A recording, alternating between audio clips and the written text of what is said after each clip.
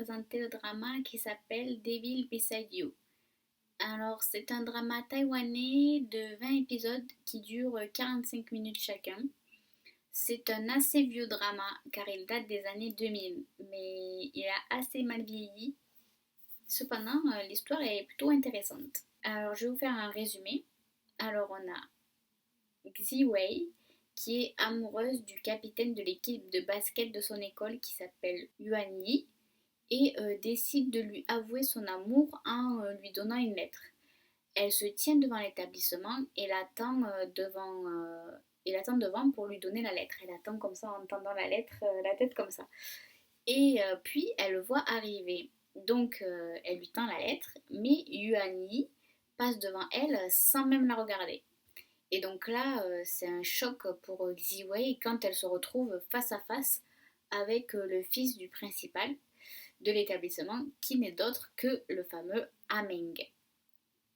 Ameng va subtiliser la lettre d'amour de Xiwei sans qu'elle s'en rende compte et va s'en servir pour la faire chanter si elle n'accepte pas de devenir son esclave. De retour chez elle, Xiawei apprend que sa mère va se remarier avec le principal de son université, ce qui signifie que Ameng va devenir son demi-frère. Donc là, les problèmes commencent à arriver dans sa tête. Alors, les personnages, on a deux personnages principaux. On a Xiwei, qui est le personnage principal féminin de l'histoire. Elle vit seule avec sa mère depuis le décès de son père. Et elle a des expressions faciales, mais elles sont hilarantes. C'est des pépites. Elle est gentille, mais elle est un peu naïve par contre. Et ensuite, on a Ameng, qui est le personnage principal masculin du drama. Lui, c'est le chef d'un gang et il est un peu égoïste, il faut l'avouer, hein. Et c'est le roi de l'école, donc tout le monde est à ses pieds, quoi. Alors maintenant, je vais vous donner mon avis concernant ce drama. Alors, j'ai trouvé que la trame de fond du drama, elle était plutôt intéressante. Cependant, il m'a donné l'impression d'avoir été réalisé par un amateur à cause des répliques des personnages, la mise en scène ou encore le montage, ça laissait vraiment à désirer. Enfin, je trouve, je ne veux pas être trop critique, mais c'est un drama qui a mal vieilli.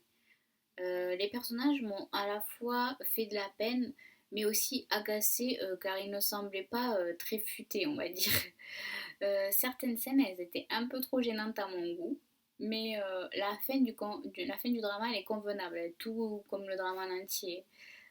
Malgré tout, j'ai passé un bon moment, j'ai bien rigolé, il faut l'avouer, de par l'histoire, mais aussi par le tout qui faisait kitsch, ce qui rendait ça en est devenu comique, quoi.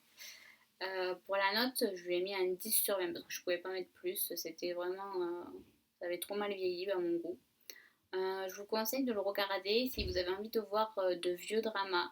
Mais il faut savoir qu'il est assez lent, donc c'est pas le meilleur drama, mais il se laisse regarder si vous n'avez rien à faire.